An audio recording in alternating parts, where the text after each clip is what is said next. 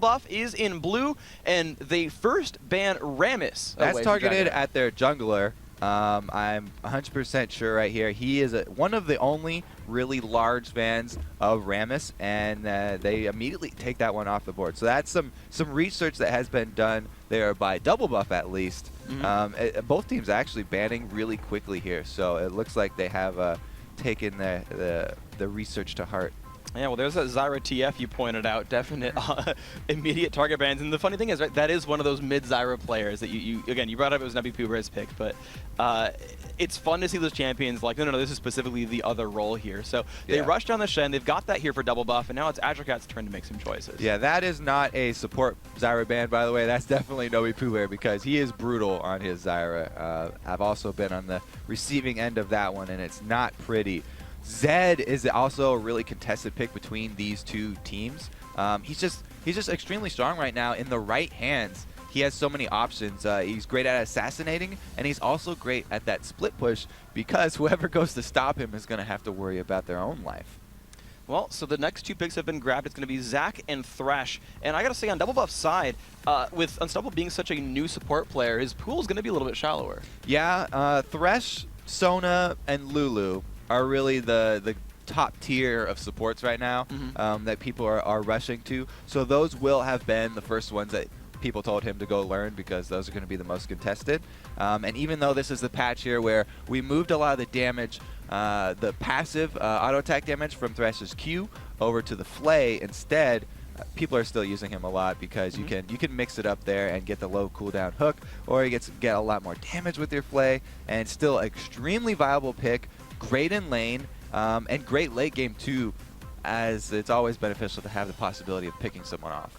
All right, so there you go. Thresh, of course, a great choice. And Azure Cats have grabbed up their next two. It's Hecarim in the jungle and a support Sona. The support Sona, that's the second one I listed off there in the top three. Looks like Lulu got left out. No Yordle for them. Tristana's going to have to hold down the fort for those guys. And that is his favorite AD carry. As well, actually. No. This was Demon Lol stealing away Tristana. I believe, yeah, it was the Double Buff. Their favorite AD carry is Tristana. That's actually really popular nowadays because of that late game, almost like huge just win button that you can smash when you get enough items there. And she just has so many great escapes too that it's a really potent AD carry. All right, so we've had the last few picks come through here, fast and furious. These guys knowing what they wanted at the end. You've got Malphite top lane picked up for Azure Cats. You've got a Syndra mid here for Double Buff. Kobe, what's up with that?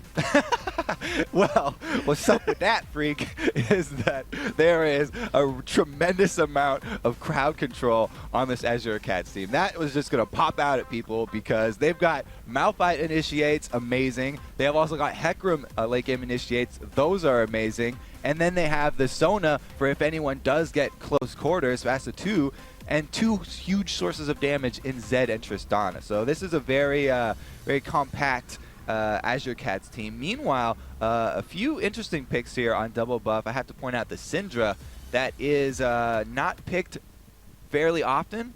We see, Link sometimes will use her to great advantage, and it opens up those opportunities like stealing a blue buff level 1 over the wall, just throwing minions around willy-nilly. You want to protect that Twitch because we've seen before that he just gets beastly late game, and they have a couple interesting tools. They don't have, the Kale ultimate that we saw before, but they have Stand United, so Shen's going to be able to absorb some damage for him. And then they also have that all-important Lantern, the Dark Passage from Thresh, get him out of any situation as long as he's able to click on it. Yeah. We also saw a very effective counterplay to that Dark Passage where you just get a giant, Nasus or Renekton to stand on top of it and no longer can click that Lantern. So what are the odds that we see a Lantern dodge on Unstoppable Force or Onslaught of Shadows? That would have to be a pre-prepped Lantern because Unstoppable Force, the time that it takes to travel is actually the same time as Lantern takes to travel, and there wouldn't be that split-second amount of time to be able to click it. But that would be one for the YouTube highlights that we could actually probably put up against Mad Life's YouTube list that he's had. All right, well, we'll see if he can click the Lantern or if he can throw it out in time. But certainly, we're going to be started up into this game. All of Azure Cats are on, well, I say all as Cruiser goes back to base. They were on the bottom half of the map. but a lot of early defensive wards are here really for both teams. We've seen this a couple times. You know, ward every single part of the river here, and then just have a few human wards in the last entrance. They actually pulled out a regular old one right there. So right. they've got all 4 entrances covered here, and there's going to be no invade. No invade indeed, so instead they're going to split up the experience and gold a little bit. The standard double golems here for the double lane from double buff, and for the top side the Azure Cats will happily take away these as well, but they're going to go to Cruiser. And instead we've just got the Wolves going down from the duo lane there, so just a lot of sort of experience share overall actually. Pretty much everything being shared in the Azure Cats jungle. They're going to help out Scuba Chris with that blue buff as well. Cooldown reduction, extremely important here for Zach, because the quicker you can spam out your spells, the quicker you can heal up by walking on your own blobs. That's really nice for them. Dragonair just sitting there on his list buff. I gotta imagine he does use Smite for it. So again, another difference between these two junglers, as Scuba Chris is simply, he got a Smiteless pull, whereas Dragonair did not. Yeah, that's going to put you a little bit quicker, but it enables your lanes to get there and get there in time for the all-important few minions that will make up the difference between level 1 and level 2 all-ins that we've seen so important in that best Riven NA tournament. It really came to light where people were putting so much emphasis on just getting a single minion down for that experience that will just tip you over the edge, get you to level 2. This could be an interesting setup right now. Nubby Pooh Bear putting an early ward down on the bottom half of his lane, looking for ganks there. So tell me about sort of the ward positions in the mid lane. So, you know, ward position in the mid lane, you know, how does that work out? Like, why do you cover one? When would you cover both? Like, what does that watch really for you? In the mid lane here? Yeah. Well, basically, you can hug one side and ward the other side, depending on which jungler you have. When you're going up against Flubber over here, then you're gonna have to at least ward one side, because he can at rank 1 with that Elastic Slingshot get all the way to the mid lane there, and it's a very dangerous gank as we see him heading up top. Okay, so top lane matchup is level 3 versus level 3. Flubber is actually right here. Scuba Chris goes for the knockup, but it's flashed away by Cruiser. So an early aggress there gets at least a flash burned. Cruiser's going to recall back to base. He's nice and happy. Nubby Pooh Bear with a lot of aggression. Big Fat LP really wants blood right here. Can he get in more damage? No, forcing the flash away from Nubby Pooh Bear. And that was actually a very, very good opening for Big Fat LP. Yes, very intimidating play right there. The ninja just walking him up. They end up getting the flash, so that's going to be huge. Now he's going to have to play very defensively. We talked about the wards already on the sides. He still has one up on this right side, so you would usually want to hug that side of the map so that the gank is going to have to come a longer distance and you have more time to dodge it. No, right now Scuba Chris is looking to go down the river for this bottom lane here for a gank that against pretty overextended champions. And yeah, we had him coming all the way down here. He's going to get in behind Tristana and Sona. He gets the flash pull on Obituaries. Is not good. He flashed to the left-hand side, which lets Demon Roll run away. But First Blood still does go down to Flappy Bearfish. He's going to like that one quite a bit. Good attempt right there. Sona getting out of the way of that Elastic Slingshot, but does go down. It is going to be First Blood. And Flubber with this successful gank here. These wards, they do see the passage here of both junglers, but still able to get off that successful gank. And now Tristana going to have to rocket jump away as Hecarim comes in to back him up. Here comes Dragon. This could be bad for double buff. Fluffy Bearfish down pretty low on health. Pops the stealth, and he might just get it. He's getting knocked into the wall. He will get away from Dragon. Flay comes off. They should go back for the damage, because here comes Scuba Chris, and Azure Cat says, not dealing with that one. Yeah, not quite enough left here for Unstoppable to land another hook onto either Triss or Hecarim, and they'd end up leaving. Here comes Sona, though, going to return to normal. And now Scuba Chris, again, being seen out by a ward as he sets up for this mid gank. GG, not going to have any of it. Happily gets away from that one. So level 5 versus level 5 in the mid lane. You're seeing 37 to 43, so a small lead here, actually, for Big Fat LP. He's doing a really good job. I'm proud right here. The Zed making Nubby Pooh Bear work for it. They did a great job because they target banned the two strongest champions that Nubby Pooh Bear has to offer. Like I said, taking out that Twisted Fate and that Zyra. Research does wonders for you. So congrats to the manager then, because apparently Big Fat LP wouldn't have gone for it if your story holds. So doing well, level 6 now. That's going to be an important level for him overall. Let's check out some of these other lanes. Let's go to the top lane and look at that one. Very, very early on, Cruiser was pushed out by Inox. He had to actually go heal because of the Scuba Chris gank. He burned the flash. And you're seeing basically a constant now plus 10, 45 to 35. Inox is winning a bit here. Yeah, Inox has not had to go back. He went with that new start, really, that's become popular since the nerf to red elixirs, where you go with the rejuvenation feed and elixirs plus ward, and it's really paid off for him right here. Shen just happy to go into a farm fest. I mean, he's okay as long as you can wait until you get your stand united, and you're going to be good to go. Cruiser does have his unstoppable force and teleport ready, though. So I want to talk to you then about how that split push sort of pans out. Then you've got you know basically the two globals, right? You have the Stand United available, you've got the Summoner Teleport, certainly both can be able to show up into these fights. They actually both back off right now, so never mind, not so much about that. But when team fights begin, right? When team fights begin and the top laners need to come down, they both have teleports. Because they can both CC each other's teleport, like, I'm taking a really long time to I know what question you're going to end up with here. Go for it. So we'll just take it. And then my answer is, that's why we have the new picture-in-picture cam. All right. Because you're right. This is going to be a battle up top lane for who can interrupt the other's global with either the taunt or the unstoppable force, and who ends up actually joining the 4 vs 4 fight. That one will be fun. So we walk back to the mid lane, and we can see both at level 7, but now a bigger lead still coming in here for Big Fat LP, 57 to 71. That's still growing.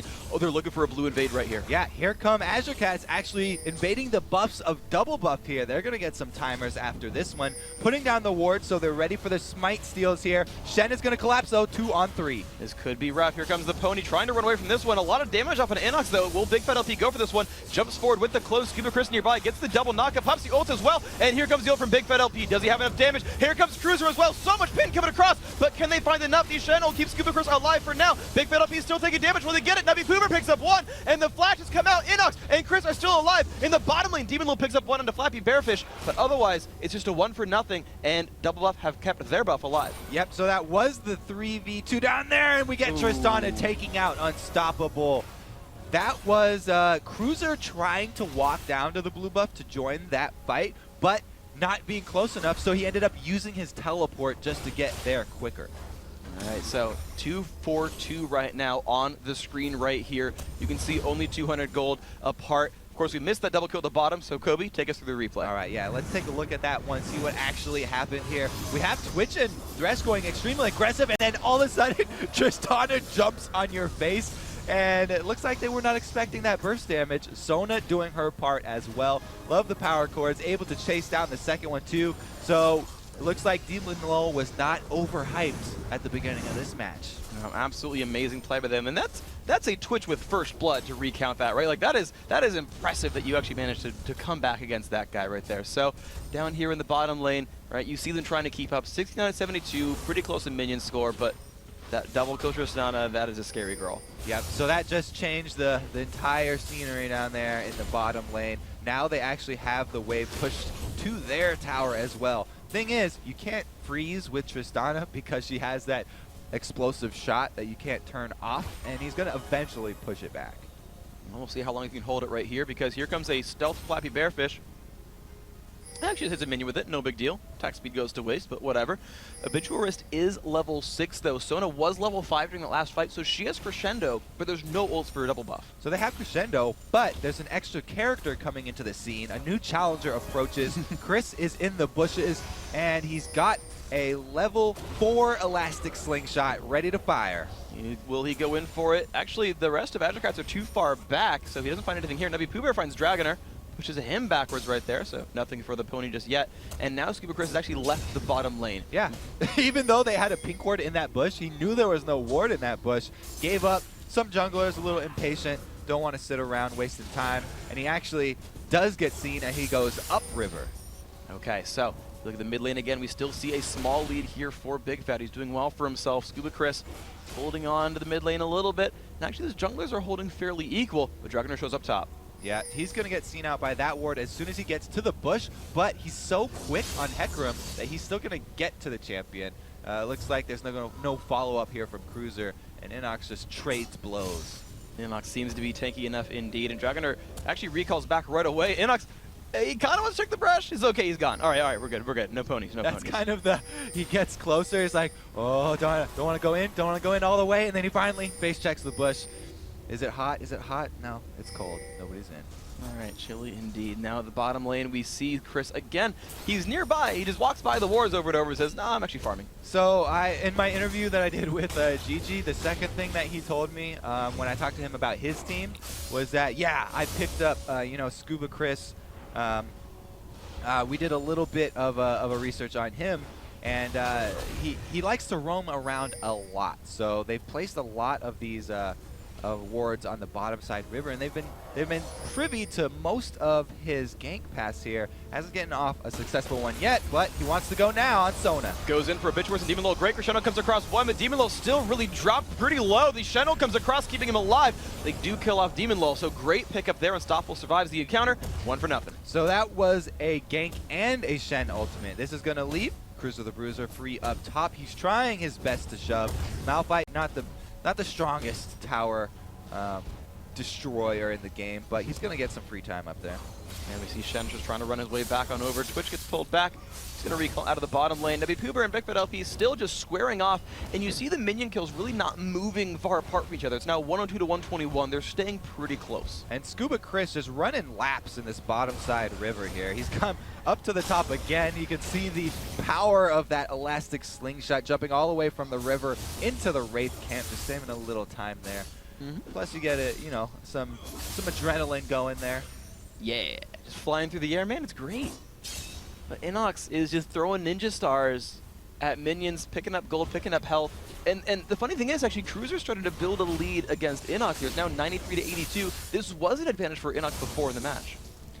Yeah, I mean, we saw Inox teleport down, so anytime you leave the lane, you're probably going to lose out on a few CS. They were able to get that kill that was very important down bottom, though. You have to try and bounce that. As we saw, if you leave him alone, Demon Low's going to get a double kill. Well, speaking of Demon Low, he's pushing down this bottom turret down below half health. Bearfish stealths, but Demon Low seems to be wise enough for this one to not stick around for too long, and they'll be safe right there. But let's actually talk about some of the item builds, though. So you've got the Makings of Infinity Edge here for Bearfish, and just a BF Sword so far for Demon Low. So they probably both are going to want to end up with Infinity Edges because they are both extremely late game AD carries.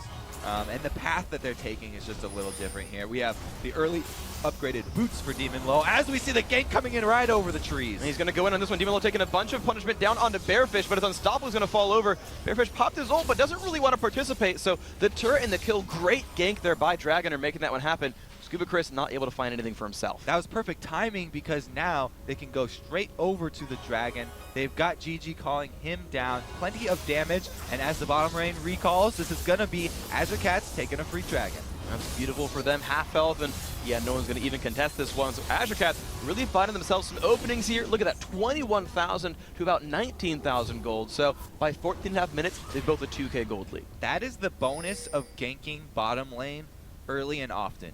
If you gank down bottom lane, then you always have the opportunity for that secondary prize that will be a Dragon after. So they take out the turret, they have the Tribush pink warded, and they're rewarded greatly. Now it's a 2K gold lead for them.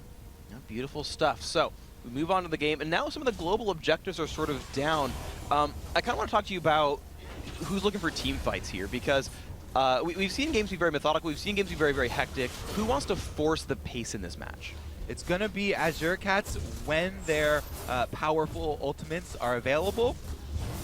And it's going to be DBB over here, Team Double Buff, when they are not available here.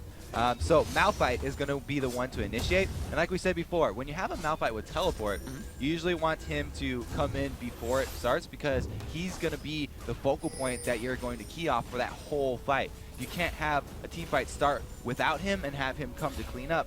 Not quite as effective. So you're really going to have to pay attention to his positioning. Scuba Chris also paying attention to his positioning. Goes up to gank top, but we've already had Cruiser recall.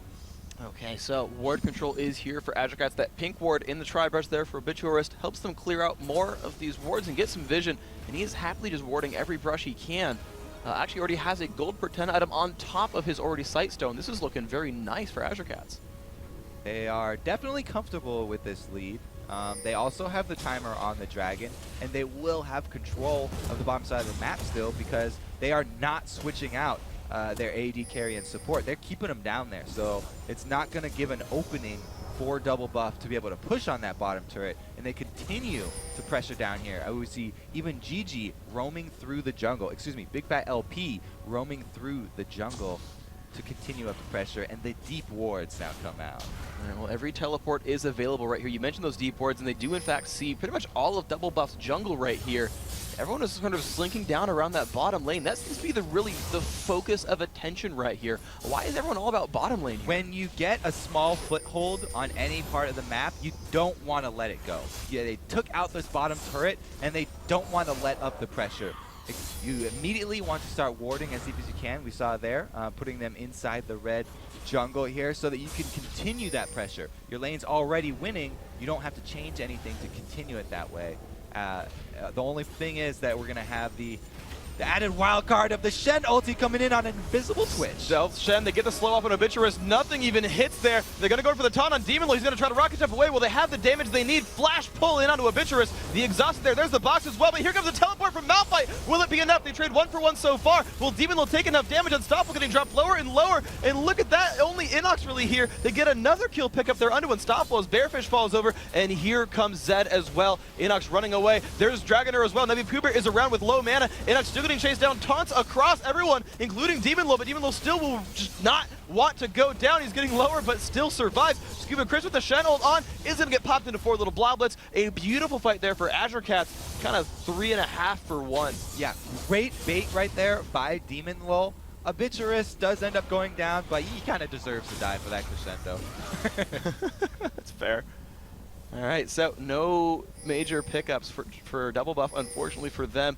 The jungle now in control of Azure Cats, and the gold lead was 2,000. Now it's 3.5. It's getting better and better for them. Yeah, and you can see the difference in the kills for Malphite. Cruiser's been able to pick up some of those last hits, and so he's got spell penetration boots and a Negatron cloak on top of his Sunfire cape, whereas Shen just sitting on those level 1s. That is going to be nice for Cruiser overall. Pooh Bear back against his turret one more time, trying to spam down these minions. They're just equal. Like I don't know. I want to point out lane differences, but nothing's actually happening there. They're just farming very, very well. First plays on their teams respectively, but they're starting to get some items coming out here. So Big Fat LP has got that Ruin King. He's got a Brutalizer. I mean, Pooh Bear got a bunch of unfinished stuff. There's a pretty big discussion about among Zed players about which is the better route to go when you're just looking for that damage.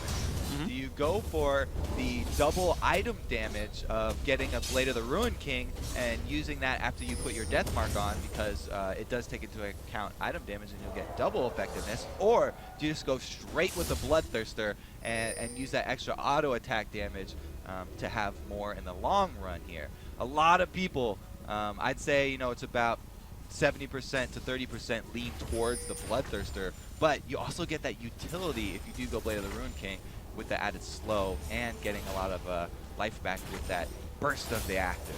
Alrighty, so with this bottom lane here, we're seeing them kind of match up, and it's looking better and better for Azure Cats. They're each up a level. They both got Infinity Edge, so that's pretty much a wash right here, but in general, you're seeing that Double Buff are actually playing scared in this matchup here. Yeah, because they've been losing all game long, and Demon Low will not leave this bottom lane. He's going to continue asserting his dominance over Flappy Bearfish down here. Anytime that they have had Shen come in, Malphite's been there to answer too, so they'll happily keep on this exact same setup. They're winning this way, so there's no need to switch it up and change the lanes. Well, Dragonair's waiting around in the wings, but on top of a ward he's been for the last minute or so. but Dragon is coming up here. Here comes the next fight. Teleport is not available for Cruiser, but it is for Inox. And we have Cruiser down here already. So perfect right there. They don't need him to teleport in. This could be a 5 vs 5. They just burn down that Dragon. It's going to be way too late for double bluff. Oh, he finds 2 and they jump right on in. Nubby Pooper's going to explode immediately. Demon Lord gets a credit on that one, and here comes the explosion of damage. Demon Lord jumps across the wall. Crescendo hits 3 unstoppable. Very, very low in health. He's going to fall over. Can Bearfish find the damage? He's supposed to flash out right there, and Cruiser is still alive while burning down as well. Can Chris do enough damage? He gets the shutdown. They've traded here, but Inox falls over. That makes it a 3 for 2 in Azure Cat's favor on top of that earlier Dragon. You can see the power of those long-range initiates back to back. Cruiser and Dragon are both using those to great effect. Nubby Pooh Bear never had a chance. Wow, just a great fight by them. So this also will give them a turret down in the mid lane. They're going to get number 2 off of this one, and you can see them controlling more and more and more of the game. Now 5,000 gold. This is looking so good for Azure Cats. Remember that before that whole fight started too, they got the Dragon. So that is a huge win for them. Stand United is down, and Teleport's going to be back up before Stand United gets back up, and they still have the turret advantage. So that advantage that they had over the red side jungle of double buff just got a whole lot stronger. Well, this is going to be a rough situation then. Double buff can't control their own buff. It's going to be hard. Scuba Chris is looking to do a little bit of counter jungling here, taking away some of the Wraiths. I hope it'll mean too much overall, but Azure Cats are like, hey guys, we're going to keep pushing down mid lane. Thank you very much. Chris doesn't even get to finish off the Wraith camp, has to run back his side of the map. Cruiser up here top. He's just immovable right now. We've had Inox just throwing daggers at his head, stabbing him with his sword, burning him with his Sunfire Cape, and Cruiser doesn't even feel a thing. They're looking for a bit of an invade right here. Stealth from Bearfish, but they don't quite find Habituist or Demon Lull. They've just gone back to the lanes, just standard right here, and Twitch is being left to farm here against this 1 vs 2 for now. Both of these AD carries are still equal, like you keep on pointing out here. They're both going to be extremely late game powerhouses. So the damage is going to be there on both sides no matter what. It's going to be how they use the CC, because they've got a Shen and they've got a...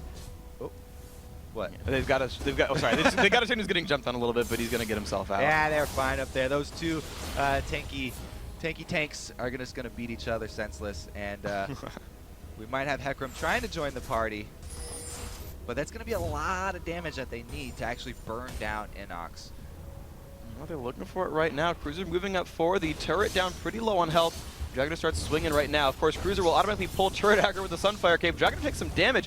Inox with a good taunt right there. Looks like he will keep the turret alive, at least for now, so good defense. Yeah, that was a ill-baited gank or power push or whatever you want to call that, because there was not going to be much that was going to be able to be accomplished up there, and they decide that they're going to back right off. Okay, so I actually want to take a look at individual sort of contributions here, because we can look at minion kills, we can look at champion kills. Let's take a look at gold per person here, because you're going to have individual all-stars with a heck of a lot. 2 guys in Azure Cats are over 8,000 gold, only 1 here for double buff. You know, gold does pay the bills here, and you see that manifest itself in the items. GG has stacked on top of his rushed Blade of the Ruin King that Black Cleaver. So not only is he going to have, you know, the great assassination potential, but he's going to be shredding armor, and that is going to make Demon Lull even more scary, because he is a very fed Tristana. He's been doing well all game long, and he's got that combo of the Phantom Dancer and Infinity Edge. That is going to be brutal for them. So we'll see how these team fights end up panning out. So far, only the 1 death on Demon Lull so far in this game. So gotta say, he has been performing very excellently. We talked about him in the pregame, and he's living up to the hype. Yeah, I think we usually can say that. You don't get quite as scared of the Trish until she adds a Last Whisper on top of that. But with the reduction from Big Fat LP's Black Cleaver, then he doesn't really have to worry about that, and he'll even be able to shred tanks here, because the AoE damage that Big Fat LP puts out with his Shadow Slash is going to be hitting most of the team and lowering it. I have a question for you. So you talk about being able to kill tanks, but I want to talk about how disruptive they can be against the AD carry. Because on one side, you got Hecarim Malf. Oh my gosh, they're just going to go in on Inox right here, actually. Big Fat LP looking for the damage. Ignite is on. The Deathmark doing so much damage. Big Fat LP finds that, but is forced to flash away. Now, can they answer back? There comes a Venom cast. A Lantern comes across as well. Should have picked that one up, but at the same time, Scuba Chris gets caught out. So yes, Bearfish does kill Big Fat LP, but Demon Lol does get the kill on a Scuba Chris, so a 2-for-1 even still. Big Fat making plays. That's the Black Cleaver in action, and the slow from Blade of the Ruin King shows why he went with that choice instead of the Bloodthirster right there. He takes out the tank we were just talking about melting.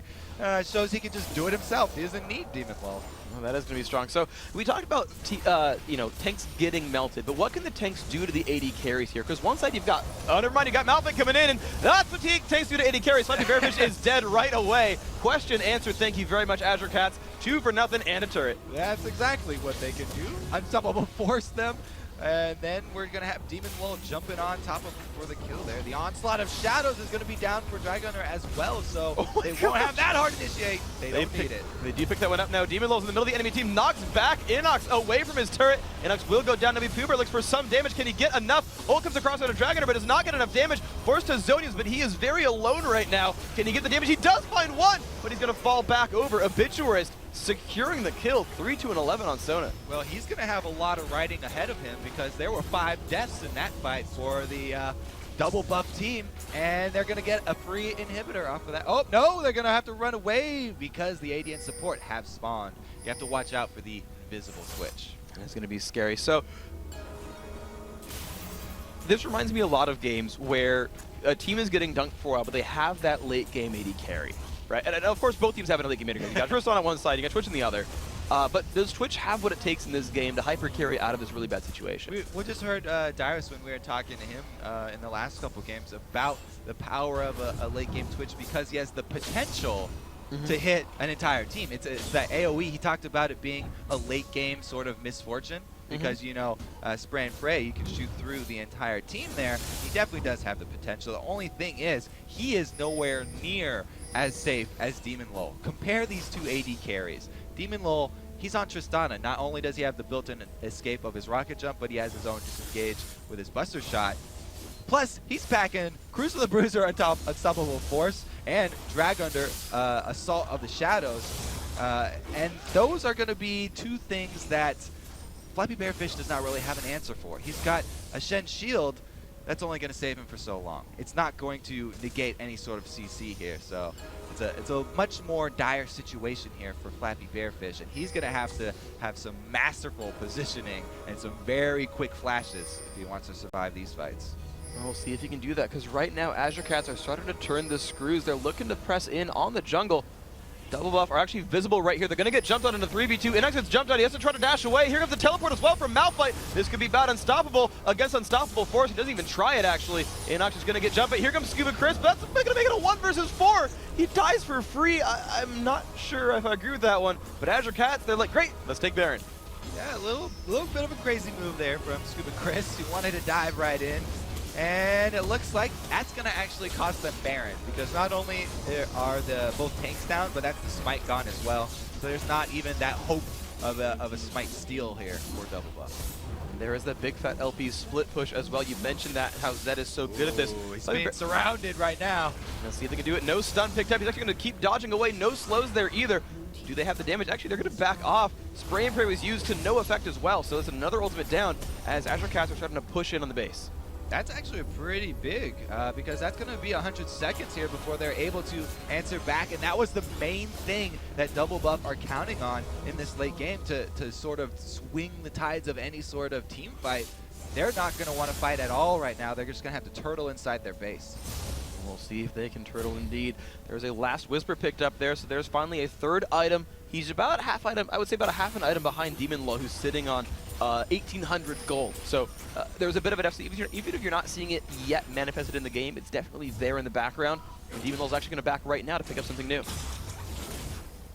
Let's see, he'll probably get some lifesteal after this because he's got plenty of damage right now and so much armor shred. Not only does he have that last Whisper, but he also has the Black Cleaver we were talking about from GG. Decides to go more defensive, picking up that Negatron cloak because there's still the potential for Nubby Pooh Bear to catch him out of position and just one-shot him with that Syndra ultimate, the unleashed power. We'll see if he can be powerful enough to kill him down. Azure Cats are moving their way down the map once again. Red buff's being grabbed real quick by Demon Lol. But after that, they've got Baron buff. They've got an open inhibitor. They've got minions on the correct side of the map for them.